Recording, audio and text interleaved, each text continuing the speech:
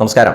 വയനാട് മുണ്ടക്കൈ ചൂരൽമല പ്രദേശത്തെ ദുരിതബാധിതർക്ക് സംസ്ഥാന ഗവൺമെൻറ് ലോക ചരിത്രത്തിൽ തന്നെ മാതൃകാപരമായിട്ടുള്ള ഒരു ടൗൺഷിപ്പ് നിർമ്മിച്ച് അതിൻ്റെ താക്കോൽദാനം അല്ലെങ്കിൽ അതിൻ്റെ ഉദ്ഘാടന കർമ്മം നിർവഹിച്ചുകൊണ്ട് മുഖ്യമന്ത്രി സംസാരിച്ച അതേ വേദിയിൽ ഒരിക്കലും സംഭവിക്കാൻ പാടില്ലാത്ത ഒരു സംഗതി അരങ്ങേറി. അതായത് സ്ഥലം MLA കൽപ്പറ്റ MLA ടി സിദ്ദീഖിനെ ആ വേദിയിൽ സംസാരിക്കാൻ വേണ്ടി വിളിക്കുകയാണ്. വിളിച്ചതിന് ശേഷം അദ്ദേഹം സംസാരിക്കാൻ വേണ്ടി മൈക്കിനടുത്തേക്ക് വരുമ്പോൾ ഒരിക്കലും ഇതുപോലെ അതിവൈകാരികമായിട്ടുള്ള ഒരു പ്രദേശം, അത്തരം സംഭവങ്ങളാണ് അവിടെ നടന്നത്. അതുമായി ബന്ധപ്പെട്ടുകൊണ്ടുള്ള ഒരു പുനരധിവാസത്തിൻ്റെ കാര്യമാണ് അവിടെ നടക്കുന്നത്. അതുകൊണ്ട് തന്നെ അവിടെ ഒരിക്കലും സംഭവിക്കാൻ പാടില്ലാത്ത ഒരു സംഭവമാണ് ടി സിദ്ദീഖ് സ്ഥലം MLA സംസാരിക്കാൻ വേണ്ടി എണീറ്റ് നിൽക്കുന്ന സമയത്ത് കൂവലോട് കൂവലാണ്, കൂവി വിളിച്ച് ആ പരിപാടി അലങ്കോലമാക്കുകയാണ്. ആരാണ് അതിൻ്റെ പിന്നിൽ, അത് ശരിയായിരുന്നോ എന്നതാണ് നമ്മളിന്ന് ചർച്ച ചെയ്യുന്നത്, അല്ലെങ്കിൽ നമ്മളിന്ന് ഈ വീഡിയോയിൽ പരാമർശിക്കുന്നത്. അപ്പോൾ ടി സിദ്ദീഖിനെ വിളിക്കുന്നതും അദ്ദേഹം മൈക്കിനടുത്തേക്ക് വരുന്നതും അദ്ദേഹത്തിൻ്റെ മൈക്കിനടുത്തേക്ക് വരുന്ന സമയത്ത് തന്നെ സദസ്സിൽ നിന്ന് നിരവധി ആളുകൾ കൂവി വിളിക്കുന്നതുമാണ് നമ്മൾ ആദ്യം കാണുന്നത്. ആദ്യം നമുക്ക് അതിൻ്റെ വീഡിയോ ഒന്ന് കാണാം.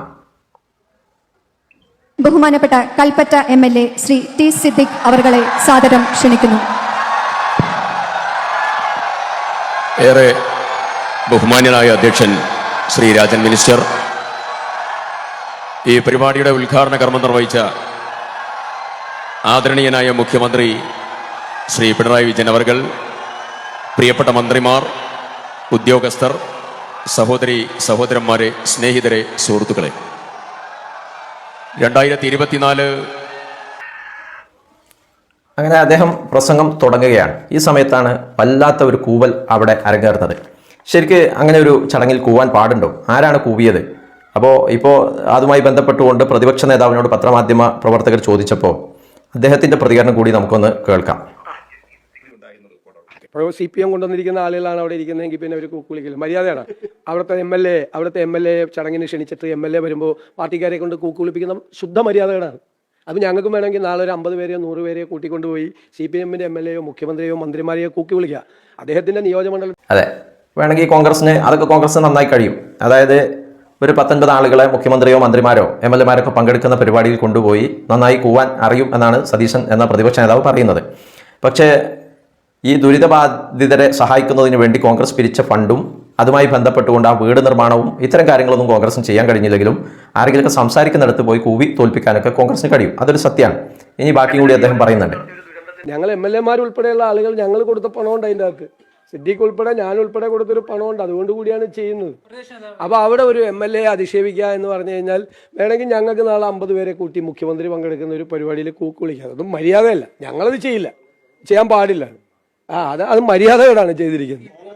അത് മുഖ്യമന്ത്രിയാണത് മാപ്പ് പറയേണ്ടത്. മുഖ്യമന്ത്രി മാപ്പ് പറയണം എന്നൊക്കെയാണ് പ്രതിപക്ഷ നേതാവ് പറയുന്നത്. എന്തിനാണ് മുഖ്യമന്ത്രി മാപ്പ് പറയേണ്ടത്? ഈ ദുരന്തം ഉണ്ടായ സമയത്ത് കൃത്യമായി സംസ്ഥാനത്തെ ദുരന്ത നിവാരണ സേനയെ കൃത്യമായി ചലിപ്പിക്കാനും സർക്കാരിൻ്റെ എല്ലാ വകുപ്പുകളെയും ഏകോപിപ്പിച്ചുകൊണ്ട് അവരെ ആ ഒരു പ്രതിസന്ധിയിൽ നിന്ന് മുറിച്ചു കടക്കാൻ ഒപ്പം നിന്ന് സഹായിക്കുകയും ചെയ്ത മുഖ്യമന്ത്രി എന്തിനു മാപ്പ് പറയണം? അതുപോലെ തന്നെ ഈ വിഷയവുമായി ബന്ധപ്പെട്ടുകൊണ്ട് മുഖ്യമന്ത്രിയുടെ വയനാട് ദുരിതാശ്വാസ ഫണ്ട് എന്ന പ്രത്യേക ഫണ്ട് രൂപീകരിച്ചുകൊണ്ട് അതിലേക്ക് പണം സ്വീകരിക്കുകയും സമയബന്ധിതമായി അവരെ പുനരധിവസിപ്പിക്കാൻ ഇത്രയും മനോഹരമായ വീടുകൾ നിർമ്മിച്ച് അവരെ പുനരധിവസിപ്പിക്കുന്നതിന് വേണ്ടി നേതൃപരമായ പങ്കുവഹിച്ച മുഖ്യമന്ത്രി എന്തിനാണ് മാപ്പ് പറയേണ്ടത്? മന്ത്രിമാരെന്തിനാണ് മാപ്പ് പറയേണ്ടത്? ഈ ടി സിദ്ദീഖിനെ കൂവി വിളിച്ച അതേ വേദിയിൽ വളരെ വികാരനിർഭരമായിട്ടുള്ള ഒരുപാട് രംഗങ്ങൾ നമ്മൾ കണ്ടു. ഇതുമായി ബന്ധപ്പെട്ടുകൊണ്ട് ബഹുമാനപ്പെട്ട രാജൻ മിനിസ്റ്ററുടെ ഒരു വീഡിയോ വളരെ വൈറലായിരിക്കുകയാണ്. രാജൻ മിനിസ്റ്ററെ അവിടെ ദുരിതബാധിതയായിട്ടുള്ള ഒരു സ്ത്രീ വന്ന് കെട്ടിപ്പിടിച്ചുകൊണ്ട് പൊട്ടിക്കരയുന്ന ഒരു ദൃശ്യം നമ്മളെ എല്ലാവരുടെയും മനസ്സിനെ വല്ലാതെ വേദനിപ്പിച്ച ഒരു ദൃശ്യമാണ്. അതുകൂടി നമുക്കൊന്ന് കാണാം.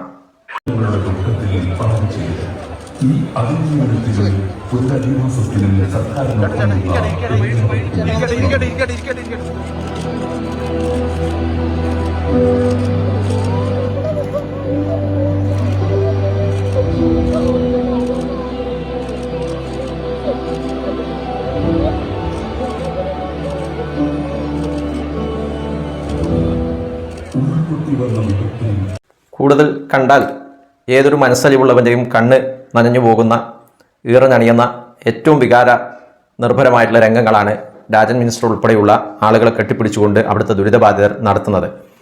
ശരിക്കും ടി സിദ്ദീഖ് എന്ന അവിടുത്തെ MLA കൽപ്പറ്റ MLA കൂവി വിളിച്ചത് CPIM പ്രവർത്തകരാണ് എന്നൊക്കെയാണ് പ്രതിപക്ഷ നേതാവ് പറഞ്ഞിട്ടുള്ളത്. പക്ഷേ അതേ വേദിയിൽ തന്നെയാണ് മന്ത്രിമാരെ കെട്ടിപ്പിടിച്ചുകൊണ്ട് തങ്ങളുടെ ദുഃഖഭാരം ഇറക്കി വെക്കുന്ന ദുരിതബാധിതരെ നമ്മൾ കാണുന്നത്. ഇടതുപക്ഷ ഗവൺമെൻറ് മാതൃകാപരമായി നടത്തിയ ഈ ഒരു പുനരധിവാസ പ്രവർത്തനത്തിൻ്റെ ഭാഗമായിട്ടാണ് അവരോടുള്ള ആ സ്നേഹവായ്പ് പ്രകടിപ്പിക്കുകയാണ്. മനുഷ്യനെ ചേർത്ത് പിടിക്കാനും ഇത്തരം ദുരിത പ്രദേശങ്ങളിൽ താങ്ങും തണലുമായി നിൽക്കാനും പ്രതിസന്ധികളെ മുറിച്ചു കടക്കാൻ ഏറ്റവും നന്നായി ധൈര്യം പകർന്ന് കൂടെ നിൽക്കാൻ കഴിയുന്ന ഒരു മുഖ്യമന്ത്രിയും ഒക്കെ ഉണ്ടാകുമ്പോൾ അവർക്ക് പ്രശംസയും അതുപോലെ തന്നെ ജനങ്ങളുടെ വികാരവായ്പുമൊക്കെ ഏറ്റുവാങ്ങാൻ കഴിയും. പക്ഷേ പ്രതിപക്ഷം ഈ ഘട്ടങ്ങളിലെല്ലാം ഇതിന് പാരവെക്കുന്ന സമീപനമാണ് സ്വീകരിച്ചുകൊണ്ടിരിക്കുന്നത്. അപ്പോൾ ഈ ടി സിദ്ദീഖ് എന്ന് പറയുന്ന കൽപ്പറ്റ MLA കൂവി വിളിച്ച ആളുകളെ കൃത്യമായി ഐഡൻറ്റിഫൈ ചെയ്തിട്ടുണ്ട്. അവരാരാണ് എന്നത് കൃത്യമായി ബോധ്യപ്പെട്ടിട്ടുണ്ട്. അവർക്ക് ശരിക്ക് കൂവി വിളിക്കാനേ പറ്റിയുള്ളൂ. ചീമുട്ട കയ്യിലുണ്ടെങ്കിൽ അതുകൊണ്ട് എറിഞ്ഞ് പ്രതിഷേധിക്കാൻ പോലും തക്ക ഒരു കാര്യം ടി സിദ്ദീഖ് ചെയ്തിട്ടുണ്ട്.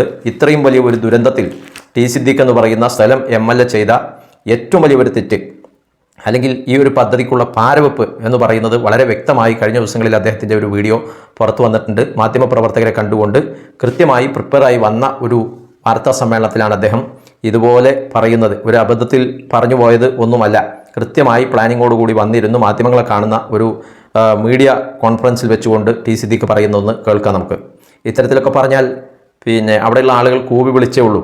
കല്ലേറും ചീമുട്ടയേറും വരെ ഉണ്ടാകാൻ സാധ്യതയുള്ള അത്രയും വൃത്തികെട്ട ഒരു പരാമർശമാണ് ടി സിദ്ദീഖ് MLA ഭാഗത്തു നിന്ന് ഉണ്ടായിട്ടുള്ളത്. അത് നമുക്കൊന്ന് കേൾക്കാം.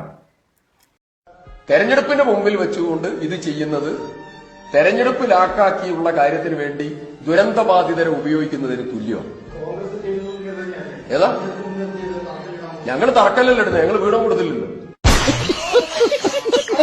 തെരഞ്ഞെടുപ്പിന് തൊട്ടു മുമ്പ് ഈ വീടുകൾ ദുരിതബാധിതർക്ക് കൈമാറുന്നത് തെരഞ്ഞെടുപ്പ് ലാക്കാക്കിയുള്ള പ്രവർത്തനമാണ് എന്നുവരെ ടി സിദ്ദീഖ് പറഞ്ഞിട്ടുണ്ട്. അപ്പോൾ മാധ്യമപ്രവർത്തകർ അദ്ദേഹത്തോട് തിരിച്ചു ചോദിക്കുന്നുണ്ട്, കോൺഗ്രസിൻ്റെ വീടിൻ്റെ തറക്കല്ലിടൽ പരിപാടികളൊക്കെ ആരംഭിച്ചല്ലോ, കോൺഗ്രസ് വീട് കൊടുക്കാൻ പോകുന്നുണ്ടല്ലോ, അപ്പോൾ അത് ശരിക്കും തെരഞ്ഞെടുപ്പ് മുന്നിൽ കണ്ടുകൊണ്ടല്ലേ എന്ന ഒരു ചോദ്യം മാധ്യമപ്രവർത്തകരുടെ ഭാഗത്ത് നിന്ന് തീർച്ചയായിട്ടും ഉണ്ടായി. അപ്പോൾ ടി സിദ്ദീഖിൻ്റെ പ്രതികരണം എന്താണെന്ന് ചോദിച്ചാൽ, ഞങ്ങൾ വീട് കൊടുക്കുകയല്ലോ, ഞങ്ങൾ തറക്കല്ലല്ലേ ഇടുന്നുള്ളൂ എന്നുള്ളതാണ്.